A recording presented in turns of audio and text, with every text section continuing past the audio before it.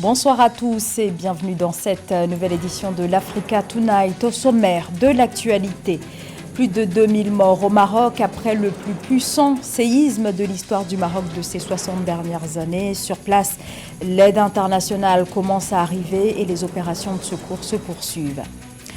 L'Afrique, le continent, contribue de manière marginale au réchauffement de la planète, mais subit ses conséquences dramatiques, la lutte contre le réchauffement climatique. L'ONU, l'Union africaine et la Banque africaine de développement réaffirment leur engagement. Un choc de titans quand le MMA rencontre la boxe. Francis Ngannou et Tyson Fury vont s'affronter le 28 octobre prochain à Riyad, en Arabie Saoudite.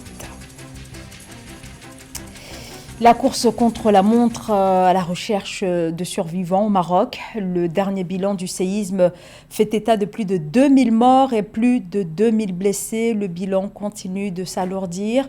Des villages entiers ont été anéantis. Sur place, les secouristes continuent de fouiller les décombres pour tenter de trouver des rescapés victimes de ce séisme dont l'épicentre se situe au sud-ouest de Marrakech. L'essentiel des victimes se trouve dans les villages de l'Atlas. Mildred Diamou. Plus d'un millier de victimes et des centaines de blessés. C'est le bilan provisoire d'un séisme d'une magnitude de 7 degrés sur l'échelle de Richter qui a frappé le centre et le sud du Maroc dans la nuit du 8 au 9 septembre 2023. Plusieurs bâtiments historiques, des routes, des voitures et d'autres biens ont été endommagés, sémant la panique dans les provinces et municipalités d'Al Haouz et de Chichaoua, non loin de Marrakech, de Taroudan, d'Ouarzazate et d'Azilal, selon un communiqué du ministère de l'Intérieur.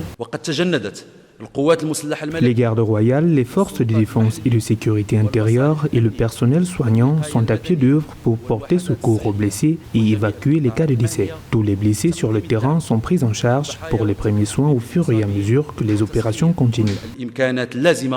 Le séisme ayant pour épicentre la province d'Al Haouz, au sud-ouest de Marrakech, aurait également été ressenti dans la capitale Rabat, ainsi qu'à Casablanca, Agadir et Essaouira. Des centaines de personnes ont quitté leur domicile et ont afflué vers d'autres localités pour se prémunir contre les répliques.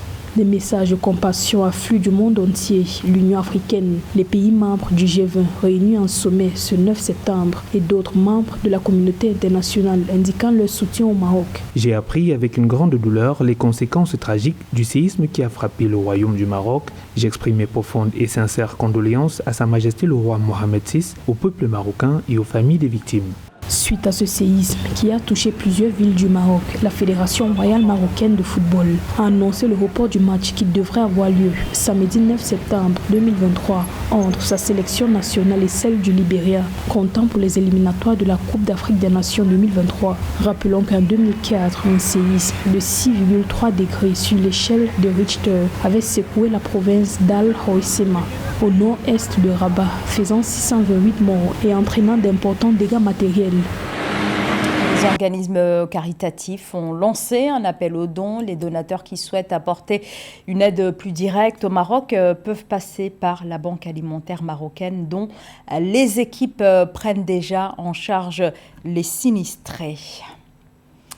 Au Gabon, le Premier ministre de la Transition a formé son gouvernement. Raymond Sima a rendu public ce samedi une liste de 26 membres. Un gouvernement hétéroclite composé d'anciens ministres de l'ex-président déchu, Ali Bongo Ondimba, de militaires, d'acteurs de la société civile et d'anciens opposants, mais aucun membre de la principale coalition de l'opposition, Alternance 2023, n'y figure. Samantha Saberou Saboubanga. 48 heures après sa nomination à la primature gabonaise, le Premier ministre Raymond Sima a désigné ce samedi 9 septembre 2023 les membres du gouvernement de transition. Plusieurs nouveaux ministres font leur entrée au sein de l'exécutif du Gabon, tandis que d'autres changent de département. Ministre de la Réforme des institutions, Madame Muriel Mikwe, épouse Minta. Ministre des Affaires étrangères, chargé de l'intégration sous-régionale et des Gabonais de l'étranger, Monsieur Régis Onangan Ndiaye. Ministre de la Justice, garde des Sceaux, porte-parole du gouvernement, Monsieur Paul-Marie Ngonju. Ministre de la Santé et des Affaires sociales, professeur Adrien Mongongu. Ministre de l'Éducation nationale, chargé de la formation civique, Madame Camélia Ntutum Leclerc. Ministre de l'Enseignement supérieur, de la Recherche scientifique et de l'Innovation technologique, professeur Hervé Ndoum Essingon. Ministre du Travail et de la lutte contre le chômage, Madame Solange Ndiaye. Le chef du gouvernement gabonais a porté son choix sur plusieurs anciens cadres ayant servi Omar ou Ali Bongo pour l'accompagner dans sa mission. Plusieurs technocrates et même d'anciens ministres sont aussi nommés à la tête de différents départements. C'est le cas de Marcel Abeke, ancien administrateur, directeur général du groupe Comilog au Gabon. Le politicien Hervé Patrick Opianga de l'Office des ports et rades du Gabon. Le ministre de l'Éducation nationale chargé de la formation civique Camélia Toutoum Leclerc, qui conserve son poste entre autres. Ministre des Travaux publics, M. Flavien Nzengi Nzundu. Ministre de l'Habitat, de l'Urbanisme et du Cadastre, M. Ludovic Meunier. Ministre de la Culture, de la Jeunesse, des Sports et des Arts, M. André-Jacques Ougan. Ministre des Eaux et Forêts, chargé de la préservation de l'environnement, du climat et du conflit homme-faune, Colonel Maurice Tosui. Ministre du Pétrole, Monsieur Marcel Abeke. Ministre des Mines, Monsieur Hervé Patrick Opianga. Ministre de l'Agriculture, de l'Élevage et de la Pêche, Monsieur Jonathan Inumba. Ministre des Transports, de la Marine marchande et de la mer, capitaine de vaisseau Loïc Munduma Ndinga. Nommé jeudi 7 septembre 2023 par le président de la transition, le général Brice Clotaire Olinguingema, le nouveau chef du gouvernement avait annoncé la désignation d'un gouvernement de transition composé des gens expérimentés et de personnes à la compétence avérée. Et au Niger, le régime militaire issu du coup d'État accuse la France de préparer une agression. Le régime accuse Paris de déployer ses forces dans plusieurs pays ouest-africains en vue d'une intervention au Niger où le président Mohamed Bazoum est toujours retenu depuis fin juillet. Les autorités au pouvoir indiquent avoir notamment constaté depuis le 1er septembre que 2 aéronefs de transport militaire ont été déployés en renfort en Côte d'Ivoire et que 2 hélicoptères et une quarantaine de véhicules blindés l'ont été à Kandji, à Malanville au Bénin. Les généraux au pouvoir font également état d'une centaine de rotations d'avions militaires cargo ayant permis de débarquer d'importantes quantités de matériel et d'équipements de guerre au Sénégal, en Côte d'Ivoire et au Bénin. Ces allégations restent encore à vérifier. Attente également d'une réaction directe de la part du gouvernement français au sujet de ces accusations. Dans un tout autre chapitre, en Éthiopie, le Premier ministre Abiy Ahmed a annoncé ce dimanche la fin du remplissage du grand barrage à Renaissance sur le Nil, présenté comme étant le plus grand du continent africain. Cette étape menace de relancer les tensions régionales avec l'Égypte et le Soudan. Le grand barrage de la Renaissance constitue depuis son lancement en 2011 un contentieux entre l'Éthiopie, le Soudan et l'Égypte. Le Caire et Khartoum sont inquiets pour leur approvisionnement en eau. Cette annonce des autorités éthiopiennes intervient alors que des négociations entre les 3 pays interrompu depuis avril 2021, avait repris le 27 août dernier. Retour sur le premier sommet africain sur le climat qui s'est achevé mercredi par une déclaration commune des chefs d'État qui pose les attentes du continent à l'égard des plus gros pays pollueurs. Alors face aux impacts du dérèglement climatique, beaucoup plaident en faveur de l'introduction d'une taxe mondiale sur les émissions de carbone. Le Cameroun est l'un des pays qui souhaite son entrée en vigueur. Joël Ballot. À l'horizon 2024, le Cameroun prévoit une taxe carbone sur ses industries les plus polluantes, les cimenteries et les producteurs d'hydrocarbures. Cette mesure, qui entre dans le cadre de la circulaire relative à la préparation de la loi de finances 2024, signée par le président Paul Biya, vise surtout à réduire les émissions de carbone de 32% d'ici à 2035. Cette contribution se décline comme suit. Primo, plan de réduction de 32% à l'horizon 2035 de l'empreinte carbone par rapport à 2010. Secondo, lutte contre la désertification.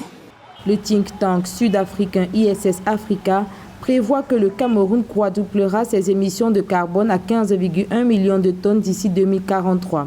Et ceci, notamment du fait de la contribution des producteurs de ciment et des combustibles fossiles. Aussi, avec l'instauration d'une taxe carbone, le Cameroun pourrait donc amener les entreprises pollueuses à réduire drastiquement leurs émissions, ce qui permettra au gouvernement de respecter ses engagements vis-à-vis de la réduction de ses émissions de carbone. Les émissions de carbone sont passées de 0,5 million de tonnes de carbone en 1991 à environ 3,1 millions en 2019, soit une augmentation de 520% au cours des 29 dernières années. Sur la trajectoire actuelle, les émissions devraient encore augmenter de sorte que d'ici 2043, la quantité totale de carbone émise par le Cameroun aura plus que quadruplé. Le Cameroun souhaite réduire ses émissions de carbone conformément aux engagements pris à la COP21 et bénéficier de financements verts. La réduction des émissions de gaz à effet de serre au moyen de l'instauration de la taxe carbone devrait mieux positionner le Cameroun sur le marché international. L'Afrique n'est responsable que de moins de 4% des émissions mondiales de CO2, mais très affectée par le changement climatique. Les pays africains sont parmi les plus fragiles face au dérèglement climatique, déficit pluviométrique, sécheresse extrême et risque d'inondation. La lutte contre les changements climatiques est au cœur de l'agenda des organisations internationales. Samantha Saberou-Saboubanga. L'Union africaine, l'Organisation des Nations unies et la Banque africaine de développement ont annoncé le 8 septembre 2023 qu'elles allaient verser 200 millions de dollars à l'Afrique pour renforcer la réponse au changement climatique sur le continent. Cette initiative vise à soutenir les efforts des pays africains dans la lutte contre les effets néfastes du changement climatique et à la promotion des pratiques durables en matière d'adaptation et d'atténuation. Toutes les initiatives financières de la part des organisations internationales en faveur des États ont toujours été louables car le plus souvent salutaires pour les bénéficiaires. 200 millions de dollars peuvent représenter une somme peut-être peu significative, mais l'initiative a le mérite de renforcer la résilience des communautés climatiques. Ce financement sera principalement utilisé pour renforcer la résilience des communautés et des écosystèmes vulnérables en Afrique, en particulier dans les régions qui sont les plus touchées par les effets du changement climatique tels que la sécheresse, les inondations et l'élévation du niveau de la mer. Les fonds seront également alloués à des projets visant à promouvoir les énergies renouvelables, la gestion durable des ressources naturelles, l'agriculture climato-intelligente et les pratiques respectueuses de l'environnement dans les secteurs clés de l'économie africaine. Cependant, une chose reste à redouter, c'est le mode de répartition au niveau des pays et ainsi que les critères d'éligibilité auxquels les États devront s'attendre. L'Afrique est l'un des continents les plus touchés par le changement climatique, bien que sa responsabilité dans les émissions de gaz à effet de serre soit relativement faible. Le financement aidera à mobiliser des ressources supplémentaires pour renforcer la capacité de l'Afrique à faire face aux défis du changement climatique tout en soutenant son développement durable et en préservant la richesse de ses écosystèmes uniques. De la boxe maintenant avec cet affrontement très attendu et qui promet un face-à-face. Le 28 octobre prochain en Arabie Saoudite, la star du MMA, le Camerounais Francis Ngannou, face au Britannique Tyson Fury, champion du monde de boxe. Et pour ce combat, Francis Ngannou est coaché par une légende incontestée de la boxe, l'Américain Mike Tyson. Christian Djimade. Francis Ngannou progresse dans la préparation du combat contre le boxeur britannique Tyson Fury. Dans une vidéo publiée sur Instagram par son coach de circonstance, la légende Mike Tyson, le boxeur camerounais est à l'apprentissage du pic et bout, la fameuse position défensive des mains. Les mains sont placées devant le visage, le combattant tient ses gants près de ses joues et serre ses bras contre son torse afin de protéger sa mâchoire et son buste. Je veux juste me battre, je veux le combat, je donnerai tout le 20 octobre, je vais tout emporter avec moi dans cet octogone et le laisser dedans et ce sera mon titre. Dans une récente interview, Francis Ngannou a révélé que les entraînements de Mike Tyson l'ont fait progresser dans le jeu des jambes et des transitions. Même si les détails de cette collaboration entre Francis Ngannou et Mike Tyson sont peu connus, le Predator estime qu'il progresse. Sur le combat, il s'agira de la boxe anglaise comme Francis Ngannou l'a toujours voulu depuis qu'il est agent libre. Le nombre de rounds n'est pas encore connu, mais cela devrait être au-delà de 8 selon certains spécialistes. Je sais que beaucoup de gens me donnent juste une chance, se disent que si je me connecte au hasard, je vais gagner. Je travaille aussi au cas où nous devrions arriver à une décision de l'arbitre. Évidemment, contre Tyson, je sais que je devrais casser sa distance. Parce qu'il est plutôt bon à distance, j'essaierai constamment de casser cela. Tyson Fury et Francis Ngannou ont promis de rester au milieu du ring afin de se mettre KO. Lors de son dernier combat, Tyson Fury a battu par arrêt de l'arbitre son compatriote Derek Chisora après une domination totale. Tandis que Francis Ngannou a brillamment mis hors d'état de nuire le Français Cyril Gane, mais en MMA. Chacun d'eux recherche le KO le 28 octobre en Arabie Saoudite. Et c'est la fin de cette édition. Merci de l'avoir suivi. Restez avec nous sur Africa 24.